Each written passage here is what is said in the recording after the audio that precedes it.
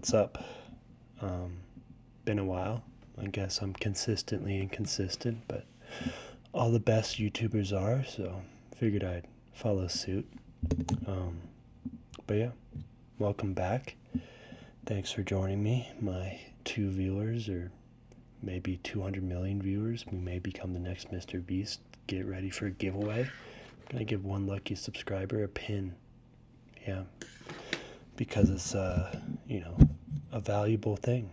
Pins. I don't even know what I'm saying. Anyways, I was kind of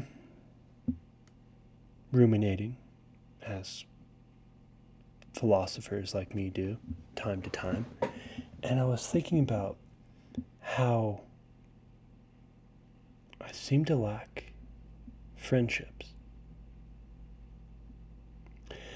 And I don't mean I lack friendships on paper.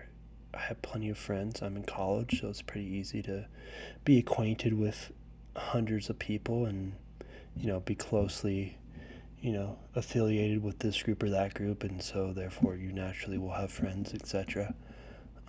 No, I don't mean in terms of actual friendships. I guess it's more of a thing, a phenomenon of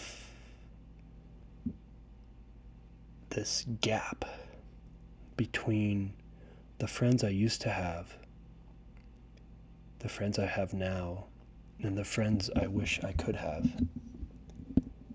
Let me expand. Um, as you, as I, as others start to dive more into, the spiritual realm of life, when you are able to strip away most of the bullshit, and there's a lot of bullshit, you start to notice how superficial and surface level a lot of things are. This may surprise you. I'm not sure if I even touched on this, but I used to be in a fraternity about 3 years ago. Kind of when I first entered college, right?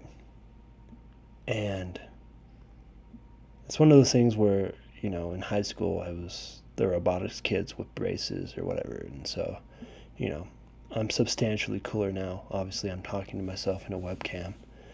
Um, but no, I kind of had a glow up, if you will, and so the fraternity was so gracious to accept me into their realm of men, and I became another conquistador, conquesting, the liquor stores and the women, if you will, and ask and you shall receive with that type of stuff. If you want the access to the party life and that sort of thing, like, well, you're gonna get it.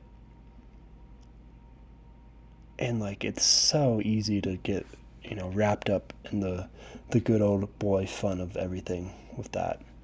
And of course, deep down that it's not what you're naturally supposed to be doing. It's not actually bringing you any sort of contentment or happiness.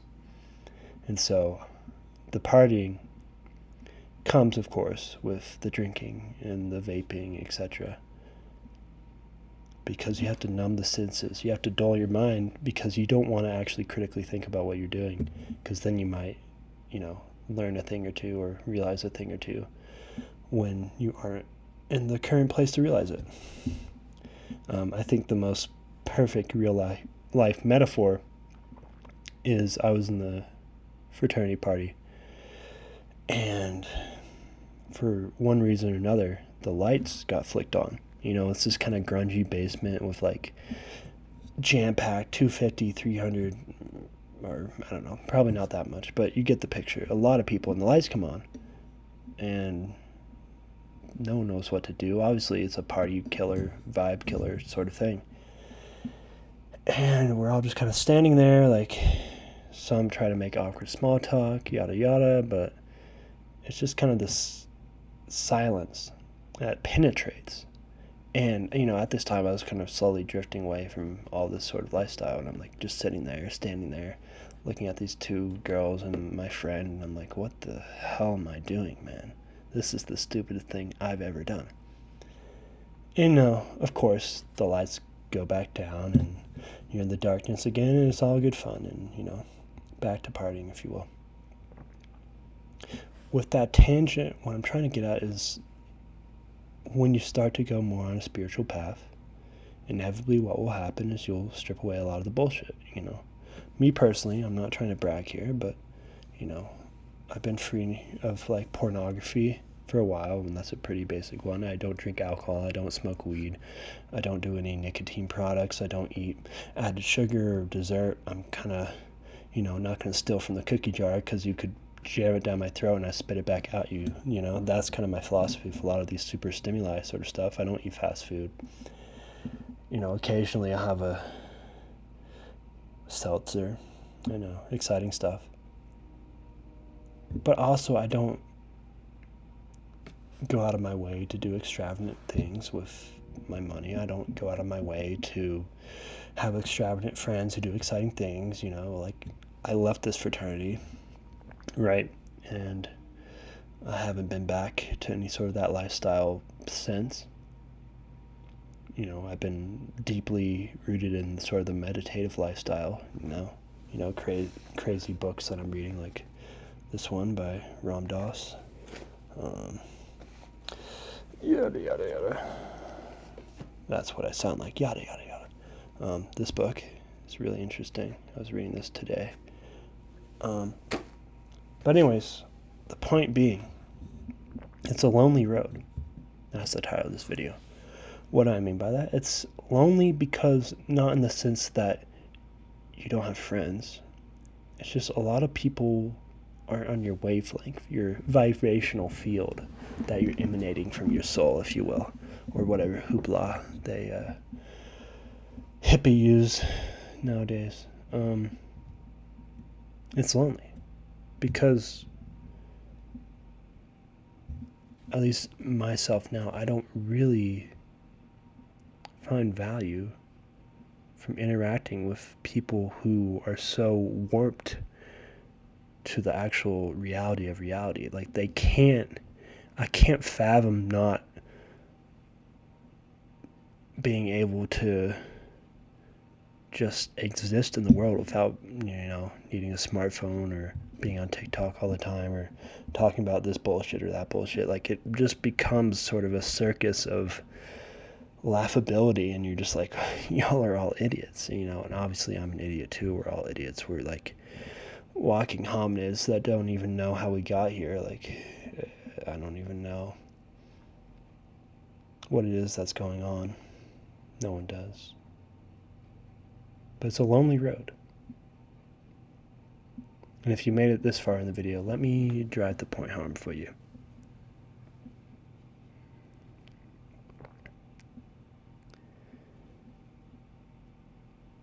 This world, this worldly culture,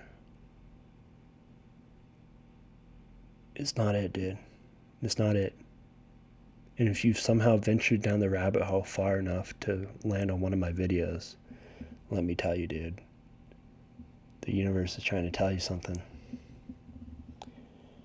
You know the right way and the wrong way. You do. You inherently know it. Everyone does.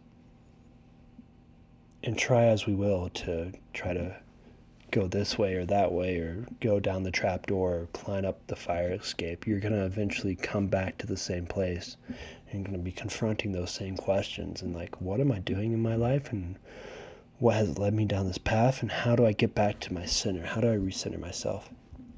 A big thing that I've been striving for recently is, kind of recapturing my innocence. And this has more to do with pornography than anything. Like, what would it be like to picture love as a child would?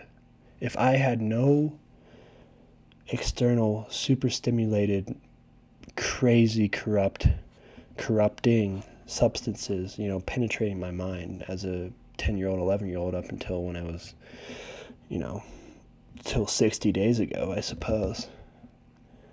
What would it be like? What would my natural state towards these things be? Confronting these questions is lonely because most people don't, because it's hard. It's really hard. You know, this is the Robert Frost of life choices, man. Like, the road less traveled by. But it makes all the difference, dude. It really does. My life is boring. It's really boring. That's what I was thinking about recently.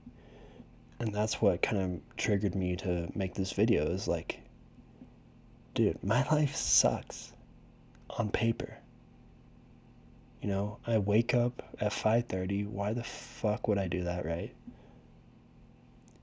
And, you know, I stumble over to my meditation pillow and I meditate, and then I go downstairs, have some tea, walk back upstairs, read this book, is what I'm reading right now, and then I shuffle over to the gym, do a workout or something, shuffle back, shower, make breakfast, go to my classes, do my homework, go to bed at like 8:30, 9:30, whenever I go to bed, occasionally hang out with friends, go to church on Sunday. Like, there's nothing that jumps out at you as like, wow, that's really fun, dude. Wow, you go paragliding? Wow, you're fucking a bunch of bitches at this frat party, dude. Wow, that dude, she's so hot, dude. Oh my god, you're so lucky. That's not what I'm doing. Because for me, for a lot of men, they seek and they so desperately desire something greater than that, because they know there's something greater than that. And that's what I'm looking for, there's something greater. And it's lonely, but I think it's worth it, because for a lot of things in this life, it's all about delayed gratification. It's all about, you know, trudging through the undergrowth to get to the sanctuary in the forest, instead of just going on the main roads where you're never venturing off the path, right? Right? Am I crazy? I'm gonna, make this ramble go on a little bit longer, because why not? I can break the rules, I make the rules.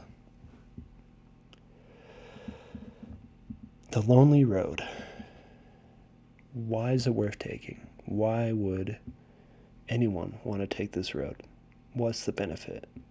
So you can become super self-righteous and feed the ego and feel like you're far more superior than every other living being? Well, of course that's a reason.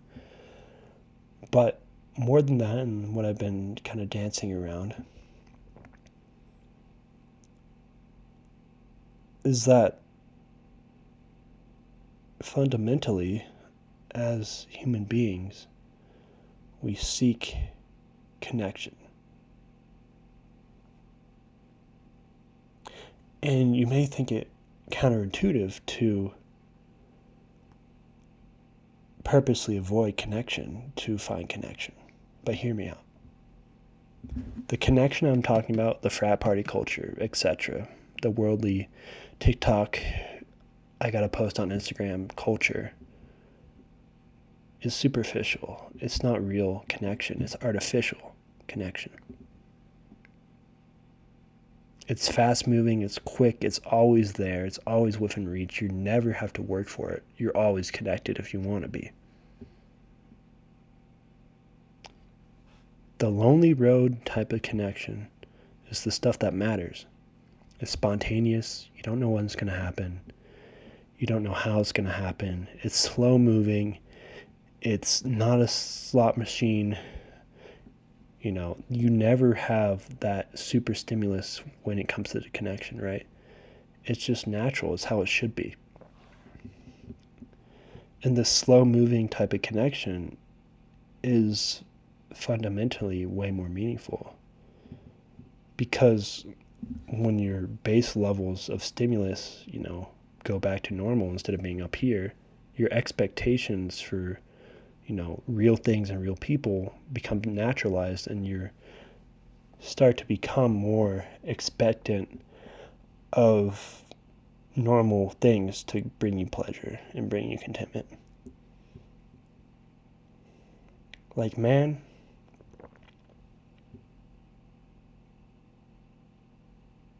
only 3 months ago, 2 months ago, even a week ago, I'm not a perfect human being. I go like this all the time. But I used to not be able to sit down and read a book and enjoy it. I used to not be able to sit with myself and enjoy it, and now I can. And that's kind of magical. It feels like a high of sorts, because being sober, for those who have been drunk and high and off weed or whatever, it starts to become a high of its own when you're actually sober, right? I'm going to end this very long video with this point.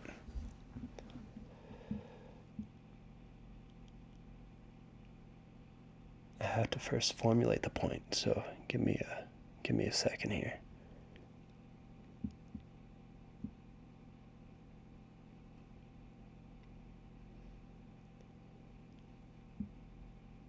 When you set your sights on a greater destination, rather than being concerned about all the speed bumps, all the potholes, all the exit signs, all the McDonald's and etc. off the interstate, when you don't get distracted by those sorts of things, of course they will tempt you and they will lead you down different paths, right?